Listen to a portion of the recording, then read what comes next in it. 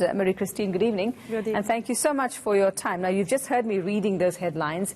It's all bleak. It's what South Africans are hearing 90% of the time, those who do bother to watch the news. Yes. Let's put it that way. So in a world where this is what we're surrounded by, how do we engineer our inner well-being to feel better and cope? What do we do? So there are technologies that can help anyone with any inclination to change, transform themselves, to gain more mastery over their mind, their emotions, their energies, and their bodies. If you align these 4 dimensions of who you are, life can be frictionless. As a result of this, communities can live in much more harmony, not just communities within the family, within the interactions we have with people. These technologies have been time-tested over centuries, over years, millennia. In India, it's a culture that has explored this aspect of life, which we refer to as spiritual process. But it's actually a human endeavor to seek to be something more than what we are. Most of the problems that we have on the planet today are because of some sense of unfulfillment, the violence that we see, all the wars, there's greed, there's intolerance. If a human being gets more in tune with who they are, then everything else falls into place. So you're going to be running these programs next month. What do you tell people to do? And I believe meditation is a big part of this. And this is something that has worked for billions of people over centuries. Yes. And at the same time, there are a lot of ideas about meditation, that it's about stopping the mind, that it's about being non-competitive. But in fact, meditation is an immense empowerment, because you learn to use those tools that you have in your hand, your mind, instead of becoming a source of irritation. It becomes an ally that can help you achieve your goals. So how do we quiet our minds? I mean, and there's so much going on around us. There's, you know, there's so many things to actually worry about in a day. One is finding the time. 2 is actually being able to switch off. And I'm guilty. I'm not one of the. I don't think I'll ever be able to meditate, or so I think. But you're going to tell me otherwise, I know. And with technology as well, you know, to draw ourselves away. How do we do it? So we're getting so much stimulus from the external world today that we think we don't have the necessary time.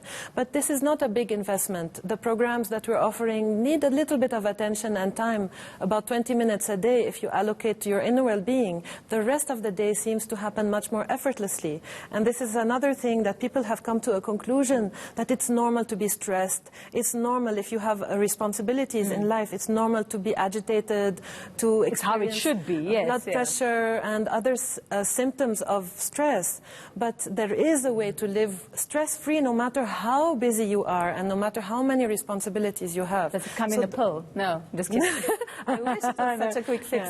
But this is a technology to change the very chemistry of your being, so that your natural chemistry is to be joyful, to be loving, and to be inclusive. So in the program, we explore using modern technologies, because today, if you don't explain things in a modern way, nobody wants to do it. So nobody what will kinds just of technologies? sit and breathe. What kind It is called Kriya. So a Kriya is an internal process as opposed to external action.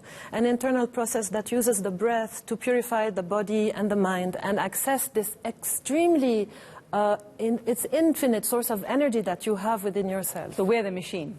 We are the lab and the machine. The lab and the machine. So you're led. The laboratory.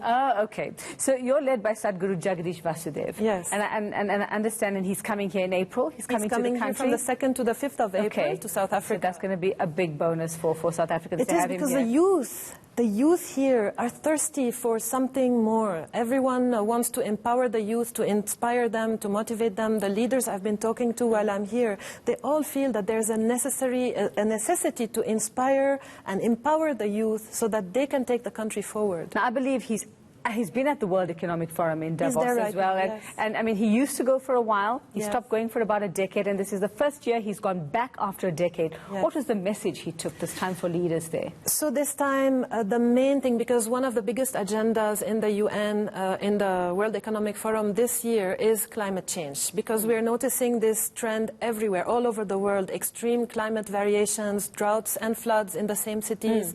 Water resources are becoming much more difficult difficult to get to access to. So Sadhguru has been talking about this for the last 20 years, about the need to plant trees. And this time at the World Economic Forum, one of the main agendas is a pledge to plant 1 trillion trees all over the world. And the Isha Foundation, just with the strength of its volunteers, has so far planted 35 million trees. Wow. In the south of India mostly. And we have pledged, thanks to the volunteers that have contributed, 48 million trees contributed so far to be planted in agricultural lands. So the thing is that if you plant trees, you can keep the soil under shade, which keeps it rich and high in nutrition, because a soil that has depleted in value, like you see all over the world now, whatever vegetables you get have much less nutritional value than they had 20 years ago, because of the soil's quality reducing.